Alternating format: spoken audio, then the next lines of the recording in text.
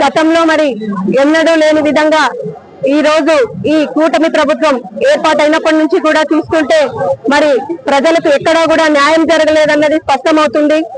మరి గతంలో జగన్మోహన్ రెడ్డి గారు బెల్ట్ షాపులు లేకుండా చేస్తే మరి ఈ కూటమి ప్రభుత్వం రాగానే మరి రాష్ట్రం అంతటా కలిపి 75,000కు పైగా బెల్ట్ షాపులకు పర్మిషన్ ఇచ్చింది.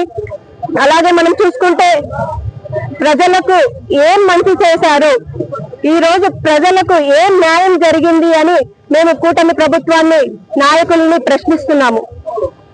మేము ఈ రోజు అడిగేది ఒక్కటే, చంద్రబాబు నాయుడు గారు మీకు ప్రజల ప్రాణాలంటే లెక్క లేదా?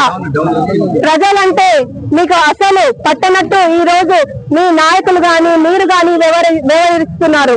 ఈ రోజు గతంలో మీరు చెప్పారు సంపదను సృష్టిస్తా అని చెప్పారు. మరి ఈ రోజు సంపదను సృష్టించారు, అది పేద ప్రజల మేలు కోసం కాదు, మీ నాయకుల జోబులు నింపేదాని కోసం సంపద సృష్టించారు అన్న దాంట్లో స్పష్టంగా మేమంతా కూడా గమనిస్తున్నాము. దయచేసి చంద్రబాబు నాయుడు గారు మీరు ఉన్న అవకాశాన్ని ఉపయోగించుకొని ఉన్న ఈ కొద్ది రోజులు కూడా మరి ఖచ్చితంగా ప్రజలకు మేలు చేసే విధంగా ముందుకు సాగండి. దాన్ని అందరూ కూడా హర్షిస్తారు. కానీ మీరు కక్ష సాధింపులను రెచ్చగొట్టే విధంగా లోకేష్ బాబు గారు ఈ రోజు ప్రవర్తిస్తున్నారు.